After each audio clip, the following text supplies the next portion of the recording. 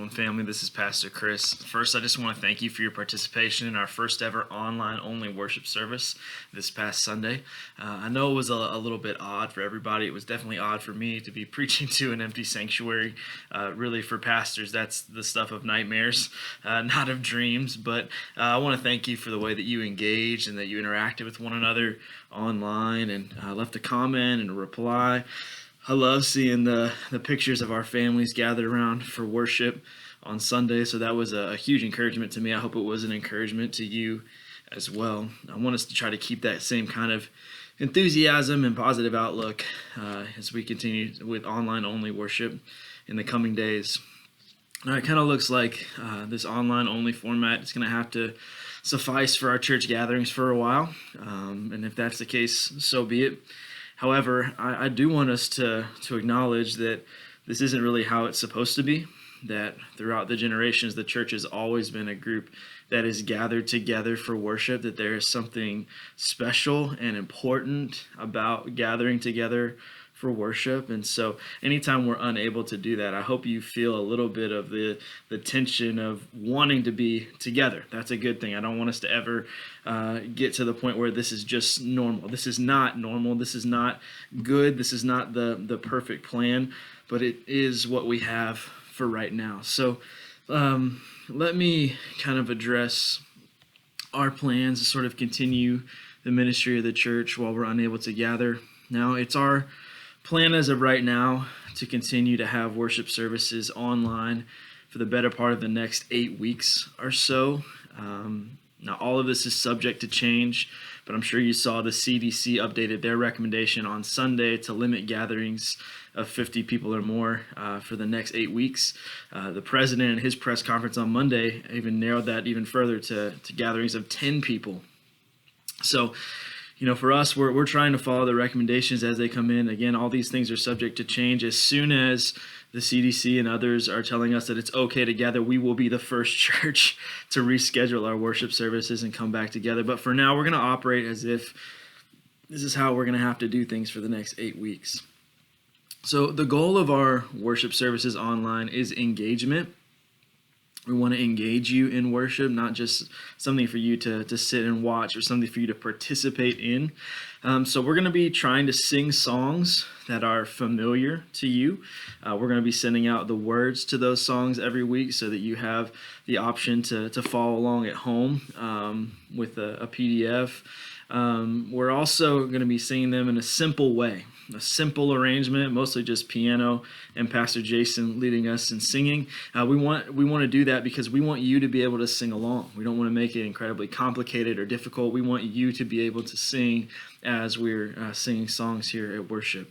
We're also going to be starting a new sermon series and Bible study series and Bible reading series all together called I Am Jesus in His Own Words. I believe now more than ever it's important for us to keep our eyes on Jesus, the author and perfecter of our faith. Our hope is found in Him. And so I'm going to be preaching, teaching. We're going to be reading through the Gospel of John together. Over the course of these next 8 weeks, you're going to find a Bible reading plan that we're going to email out to you today that has 5 days of Bible reading each week for you to follow along with. I'm going to be preaching my sermons from the book of John, especially focused on those 7 I am statements that Jesus makes there. We're also going to be doing a short Bible study video on Wednesdays. We have one of those that's going to be coming out later today for you to kind of walk through a passage with me, and we'll talk over sort of what it means and what that entails.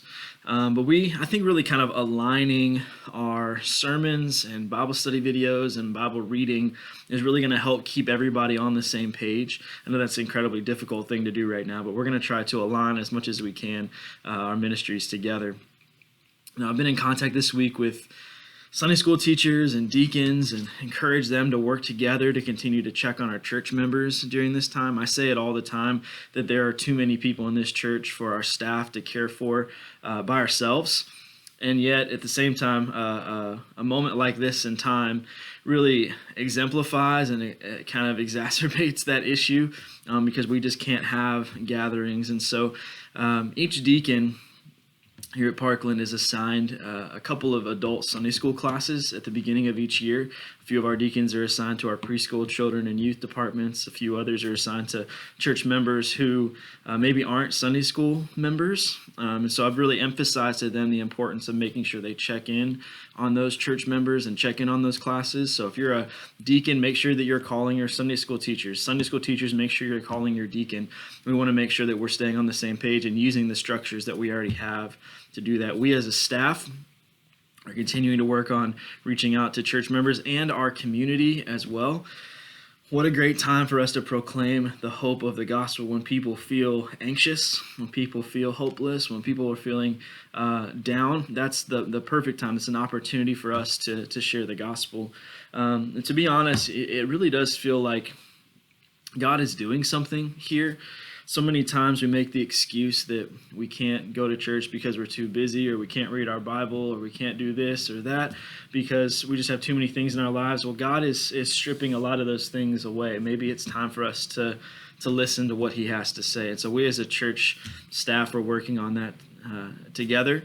And we're especially sensitive to our senior adults and those in the community who have financial need. And so I know things like Suzanne is working on ways that we can take meals to shut-ins during this time. Brett's working on reorganizing the Easter egg hunt so that it's a drive-through event. Beth, Jason, and I are working on a plan to make phone calls to all of our senior adults, especially our 75 and up senior adults. Now, it takes everyone doing their part to ensure that this kind of ministry can still happen. You know, these are really unprecedented times. There's no training manual for this, but God is good, and we believe that he's going to provide for our needs. We're going to weather this together, but we need all of your help as well. So I want to encourage you, make a phone call to check on a friend. Send a text to encourage somebody.